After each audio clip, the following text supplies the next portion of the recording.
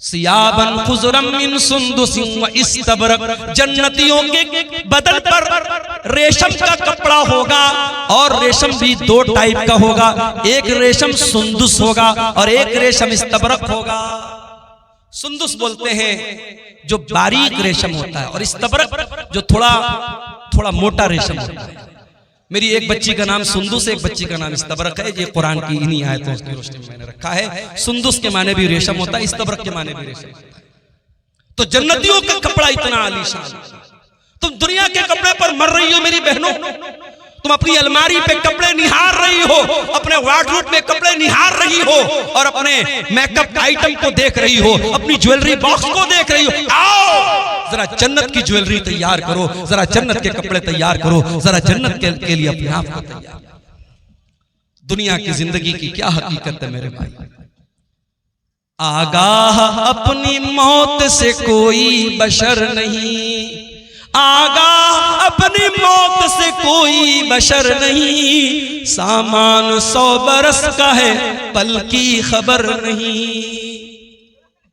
कितनी औरतों को मैंने देखा बड़े कपड़े इकट्ठा करती थी, बड़ी ज्वेलरी इकट्ठा करती थी, मर गई। आज उनके कपड़े उनकी बेटियां लेके जा रही हैं, उनकी बहुएं लेके जा रही हैं, उनकी पड़ोस की औरतें लेके जा रही हैं, उनके रिश्तेदार की औरतें लेके जा रही हैं। आप नहीं जानते कपड़ा आपका है कल कौन पहनेगा, मकान आपका है कल कौन रहेगा, नेमतें आपकी हैं, दौलत आपकी है, कल कौन फायदा उठाएगा। आगाह अपनी मौत से कोई बशर नहीं, सामान 100 बरस का है पल की खबर नहीं। एक बहुत बड़े बादशाह गुजरे, उनका नाम था हारून रशीद। हारून रशीद एक मुसलमान बादशाह थे, खलीफा थे। उनके दौर में बहुत अल्लाह के नेक बंदे थे, उनका नाम था इब्ने सम्माक। हारून रशीद एक मर्तबा इब्ने सम्माक से मिलने के लिए गए। ऐ इब्ने सम्माक, आप बहुत बड़े आलिम दीन हैं, मैं आपके पास आया हूं, आपसे मसला मसाइल नहीं पूछना है, मैं आपसे बस ये पूछना चाहता हूं कि कुछ नसीहत कर दीजिए, कोई पैगाम मुझे दे दीजिए, कोई मैसेज दे दीजिए, कोई संदेश दे दीजिए, कोई नसीहत दे दीजिए।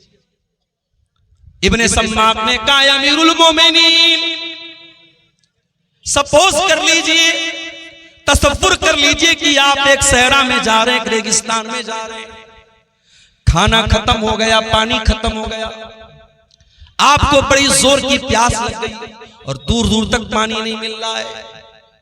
आप जैसे जैसे आगे बढ़ रहे हैं आपका गला सूख करके कांटा हो रहा है और प्यास से आपका बुरा हाल हो रहा है। इतने में एक आदमी आता है और उसके पास एक प्याला पानी है।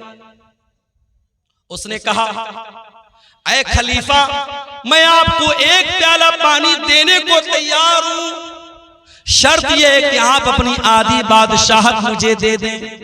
तो ऐ बादशाह सलामत, ऐ अमीरुल मोमिनीन, क्या आप अपनी बादशाहत को बचाएंगे या उसको बादशाहत देकर के पानी ले लेंगे? हारून रशीद ने थोड़ी देर सोचा, कहा कि ऐ इब्ने सम्माक, मैं बादशाहत दे दूंगा, पानी ले लूंगा, क्योंकि जान बचाना जरूरी है, मेरी जान जा रही है प्यास के मारे, मैं आधी बादशाहत दे दूंगा और पानी ले लूंगा। इब्ने सम्माक ने कहा बादशाह सलामत, अब सपोज कर लो वो पानी आपने पी लिया, अब वो पानी आपकी बॉडी में जाकर के अटक गया, अब आपको जोर की पेशाब लग गई, लेकिन पेशाब के रास्ते से पेशाब नहीं निकल पा रहा है, आप बेहाल हो गए, आपको अपनी जिंदगी खतरे में नजर आने लगी, आप पेशाब के रुक जाने से आप परेशान हैं। इतने में एक दूसरा आदमी आता है और वो कहता है ऐ अमीरुल मोमिनीन, आपको मैं ऐसी दवा दे दूंगा कि आपका पेशाब निकल आएगा, आप रिलैक्स फील करेंगे, आपका दर्द खत्म हो जाएगा, शर्त ये कि आप अपनी बाकी आधी बादशाहत मुझे दे दें। तो ऐ बादशाह सलामत, क्या आप अपनी जान बचाएंगे या उसको अपनी बादशाहत दे देंगे? हारून रशीद ने कहा कि मैं अपनी आधी बादशाहत दे दूंगा और उससे वो दवा ले लूंगा ताकि मेरा पेशाब हो जाए, मेरी तकलीफ दूर हो जाए, मेरी जान बच जाए। इब्ने सम्माक ने कहा बस ऐ हारून रशीद, फंजुर या अमीरल मोमिनीन इला मुल्किका हाज़त तवील वल अरीज़। ऐ बादशाह सलामत, इतनी लंबी चौड़ी आपकी बादशाहते, ला तुसावी शरबतन व बौलतन। इतनी बड़ी बादशाहत की क्या हैसियत है कि पेशाब के चंद कतरे और पानी के चंद कतरों की वैल्यू आपकी सारी हुकूमत के बराबर है। ऐ बादशाह सलामत, कभी इस हुकूमत पर नाज न करना, कभी गुरूर न करना। अगर वक्त पड़ गया तो पानी के चंद कतरों के बराबर आपकी बादशाहत है और पेशाब के चंद कतरों के बराबर आपकी बादशाहत है। मेरे भाइयों, ये है दुनिया की हकीकत। दुनिया के पीछे मत मरो मेरे भाइयों।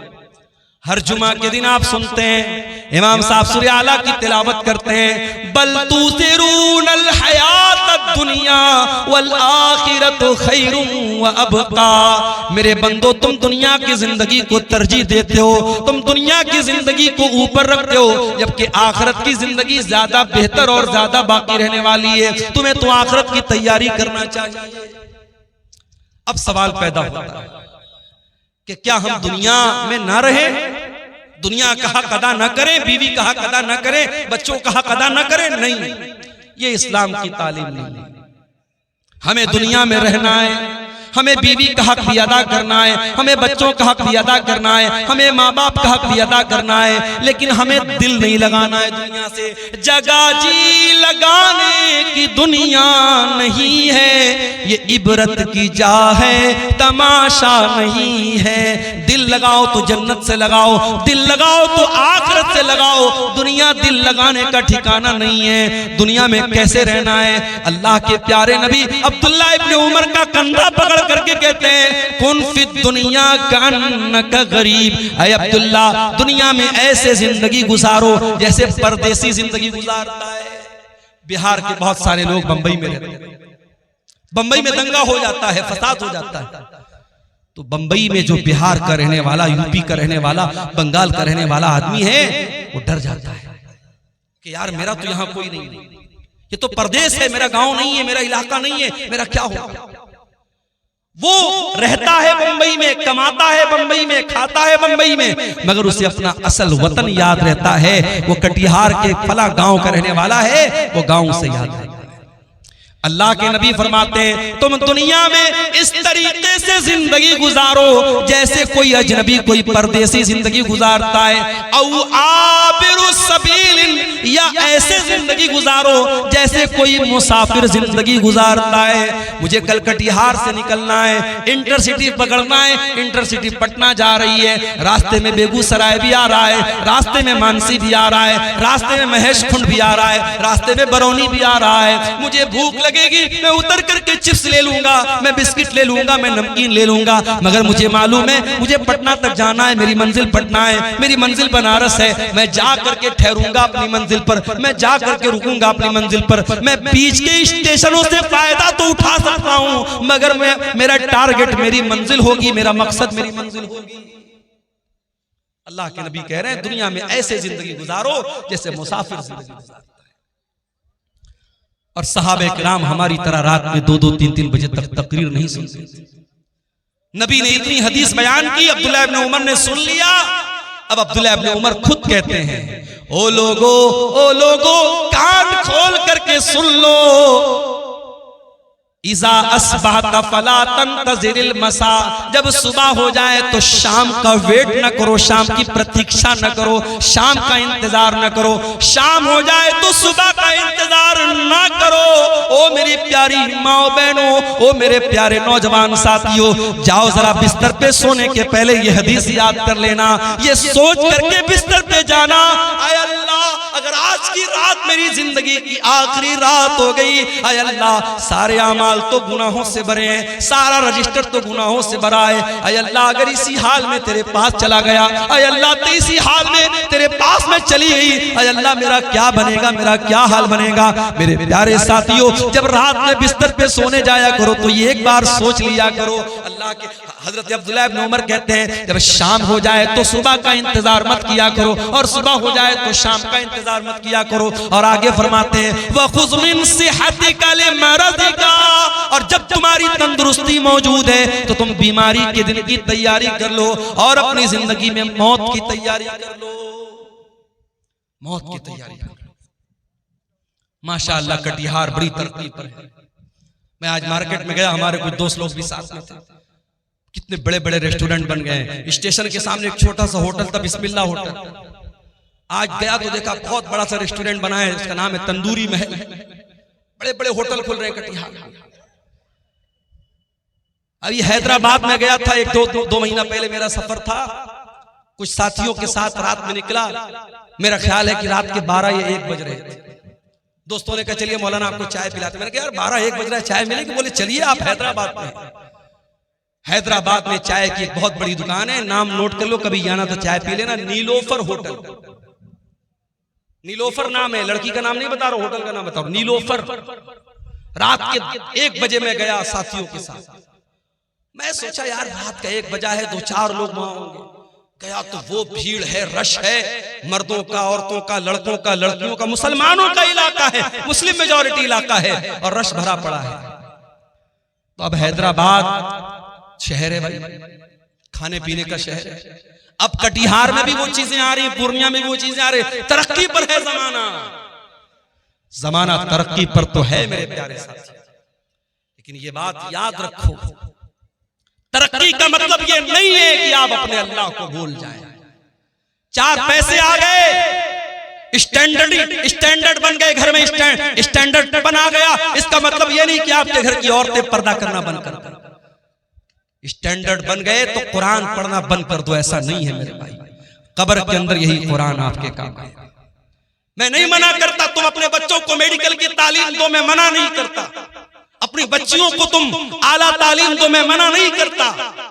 मगर वल्लाह मेरा कलेजा दुखता है जब कटिहार के बड़े बड़े कॉलेजों में मुसलमान लड़की चेहरा खोल करके बेपर्दगी के साथ अपने बॉयफ्रेंड के साथ, अपने बैचमेट के साथ, अपने क्लासमेट के साथ घूम रही है, पार्कों में घूम रही। तो तकलीफ होती है कि ये कौम तालीम हासिल कर रही है, इस कौम की लड़कियां तालीम हासिल कर रही हैं या बेहयाई कर रही हैं, बेपर्दगी।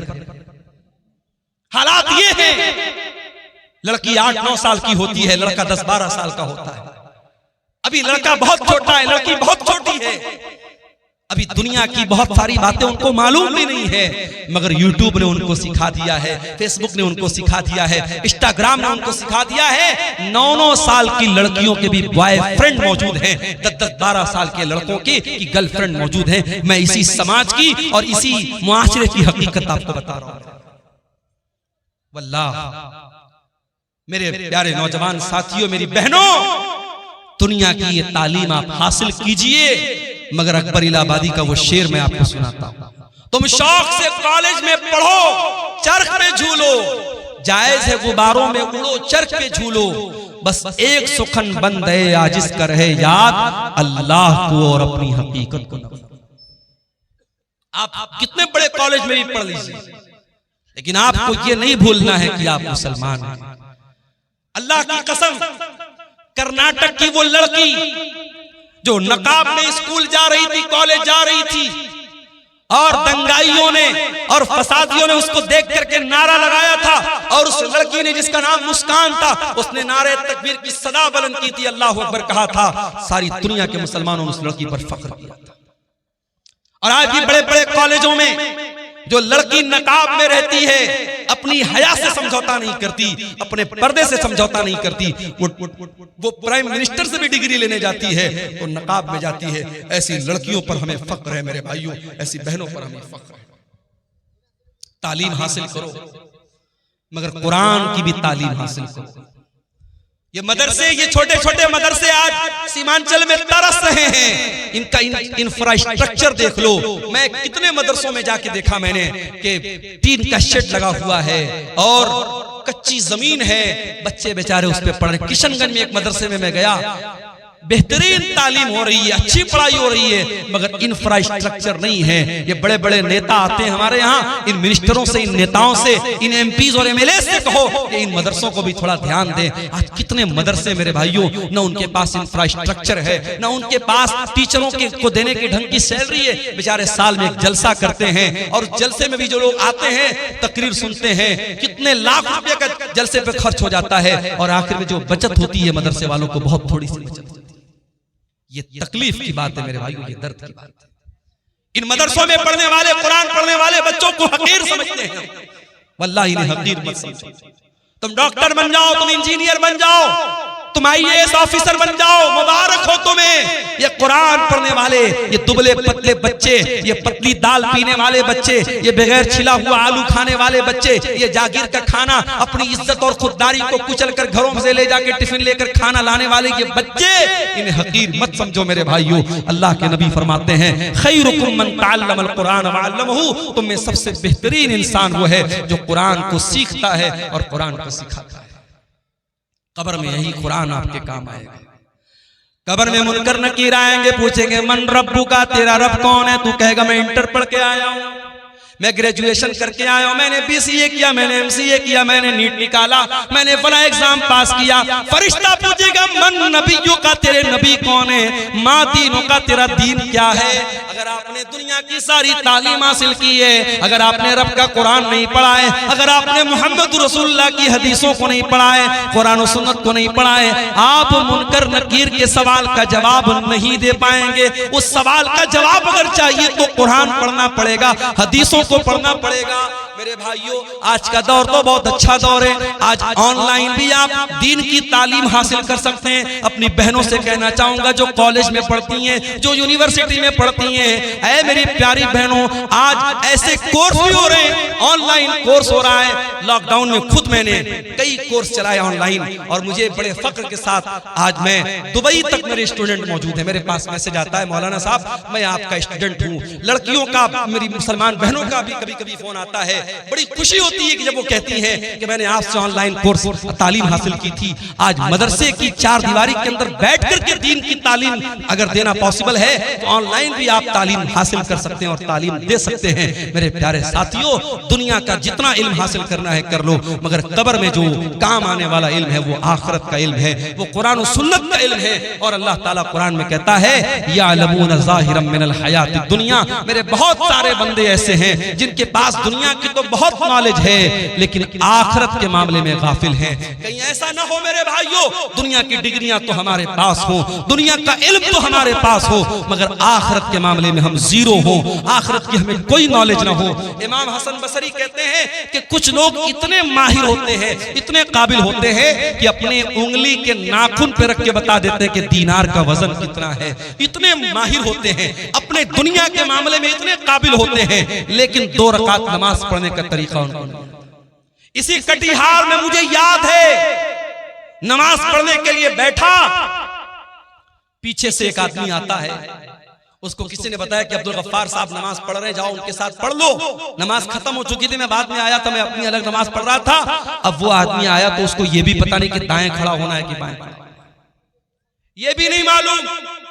कितने इलाकों में जाता हूं, मैं मुसाफिर हूं, जोहर की नमाज का टाइम है, मस्जिद के इमाम साहब ने कहा मौलाना साहब आप नमाज पढ़ा दीजिए। मैं कहता हूं भाई मैं मुसाफिर हूं, रहने दीजिए। नहीं मौलाना आप आए, आप पढ़ा दीजिए। मैं ऐलान भी कर देता हूं कि मैं मुसाफिर हूं, मैं 2 रकात पढ़ूंगा, आप लोग पूरी कर लीजिएगा। उसके बावजूद बहुत सारे लोग सलाम फेर देते हैं और फिर ताकने लगते हैं और फिर उनको समझ में आता है बाकी लोग 2 रकात पढ़, तो वो भी जल्दी जल्दी उठ के पढ़ने लगते हैं। मालूमात नहीं है मेरे भाई, जबकि हर जलसे में जा रहे हैं, हर तकरीर सुन रहे हैं, इतनी तकरीरें सीमांचल में हो रही हैं, मगर दीन की जो तालीम है मेरे भाइयों, जो कुरान का दर्स है, जो नमाज का तरीका है, जो अकीदे की मोटी मोटी बातें हैं, वो आज मैं गांव-गांव जाता हूं तो मैं देखता हूं वो चीजें भी हमें नहीं मालूम। हम बड़े फख्र के साथ पूरे इंडिया में हम बयान करते हैं कि ये शेरशाहबादी ये कौम है, जो सीमांचल के अंदर ये कौम है और 90% ये कौम अहले हदीस कौम है, मगर आज शेरशाहबादियों में भी तावीज पहना जा रहा है। आज शेरशाहबादियों में भी बाज बस्तियों में कब्र परस्ती शुरू हो गई है, तावीज और गंडा शुरू हो गया है, हराम किस्म की झाड़ फूक शुरू हो चुकी है। क्यों? क्योंकि अकीदा मजबूत नहीं है, तौहीद मजबूत नहीं है, दीन का इल्म नहीं है। मेरे प्यारे साथियों, दीन का इल्म हासिल करो।